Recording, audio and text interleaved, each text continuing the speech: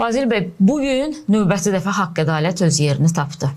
Çünki uzun bir müddətdir məhkəməsi davam eləyən və bir zamanlar dırnaq arası bir qondarma respublika yaradanlar, özlərini o respublikanın prezidenti elan eləyənlər və digər nazir və filan elan eləyənlərlə bağlı bugün qərar verildi. Aray Karutunyan və digərləri ömürlük həbs cəzası aldılar və bir neçə şəxs də 20 il azadlıqdan məhrum edildi.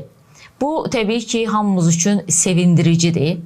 Və yenə də deyirik, biz o haqq ədalət daha çox gözlədiyimizə görə bugün də haqq ədalətin bərqərar olmasına sevinirik bir Azərbaycanlı olaraq. Amma sizcə bu düzgün qərardan sonra bizim Azərbaycana hansısa bir təpkilər gözləyə bilərmi? Və yaxud da ki, Ermənistanda ermənilərin yenidən ayağa qalxması, baş nazirə qarşı bir etirazların olması, bax, bu kimi halları gözləyə bilərikmi? Düşünmürəm ki, bu ciddi bir rezonans doğursun. Təbii ki, Avropa qurumları, beynəlxalq təşkilatlar hansısa bir qərar, qətnamə qəbul edə bilərlər. Amma bu da kifayət qədər artıq mənasızlaşmış bir addım olardı. Çünki bugünkü şərtlərdə beynəlxalq hüquq konjekturunda Azərbaycanın hansısa bir Avropa Birliyinin ya Avropa Şurasının qərəzli qətnamələrinə, qərarlarına əhəmiyyət verməsi mümkün deyil. Yəni Azərbaycan onların iradəsi ilə olsaydı, onları tutub gətirib məhkəmədə həyata keçirə bilməzdi.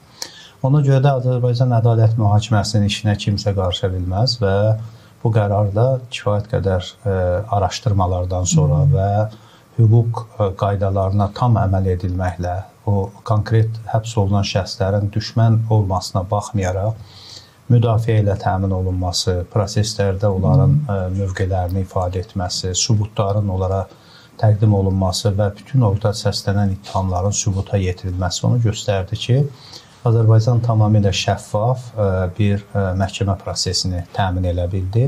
Əsas buydu. İndi bu Ermənistanda da heç bu adamların çox tərəfdarı da yoxdur. O baxımdan ki, Ermənistanda indi sağlam mühakimə ilə düşünən insanlar baxırlar ki, bu illər ərzində öz qonşusu ilə bu qədər düşmən vəziyyətə gəlib çıxmaqdan ən böyük zərərli ermənilər özləri çıxdılar. Təbii ki, bizə böyük mənəvi, maddi ziyan vurdular, amma bugün daha çox onlar ziyan çıxdılar. Çünki bir dövlət olaraq bütün hədəflərini itirmiş oldular. Onlar müstəqilliyinin daha möhkəmlənməsi üçün işlər görə bilərdilər. Bütün diqqətlərini, enerjilərini mənasız bir məzarəyə yönəltdilər. Böyük Ermənistan, Qarabağ, Miyatsum kimi bir cəfəng ideyalara yönəltdilər və bu gün də artıq onun məğlubiyyətini yaşadılar. Bu baxımdan da mən böyük təpkilər gözləmirəm. Həm də böyük sülh sazişi ərəfəsində hansısa bir şəkildə bu prosesin pozulmasına rəvac verəcək ekstremal davranışların olması müşahidə olunmur. İndi bu əslində bizim cəmiyyətdə də məsələyə biraz baxışda daha sağlam bir və soyuqqanlı baxış var. Nə idi?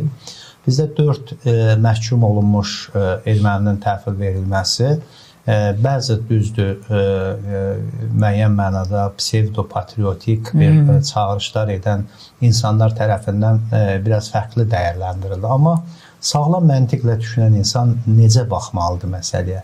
Məsələn, biz Xocalının qisası deyəndə konkret hansısa bir şəxslərin həbs olunması, yaxud da ondan qisas alınması kimi artıq anlamamalıyıq. Bu sağlam düşüncəli Azərbaycan necə baxır?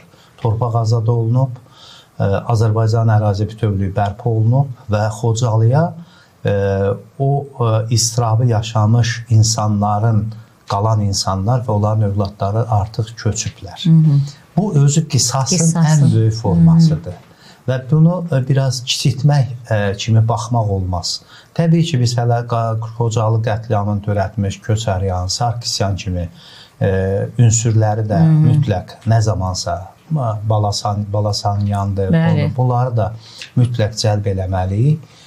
Bu da zamanın işidir. Biz ağlımıza gəlməz ki, bu dövrdə məhz onları məsuliyyətə cəlb eləyəcək. Ona görə onlar da olacaqlar. Amma bütövlükdə yəni bizim prosesdə qisas anlayışımız biraz geniş baxılmalıdır və biz daha böyük bir ideala, böyük hədəfə yönəldiyimiz vaxtda kiçik epizodları bizim böyük hədəfin müəyyən dərəcədə gözdən salınmasına imkan verəcək bir çağırışlar etməməliyik. Yəni əsas böyük sülh müqaviləsidir. Bu imzalandan sonra Azərbaycanın təhlükəsizliyinin təmin olunmasıdır və buna doğru gedən bir ərəfədə kiçik hansısa bir dövlət ya rəhbərlik tərəfindən qəbul olunan qərarlara insanlar anlayışla yanaşmalılar. Çünki bu prosesdə bizim də edə biləcəyimiz güzəştlər lazımdır ki, məsələni yekunlaşdıraq və bölgədə sülh bərqərar olsun.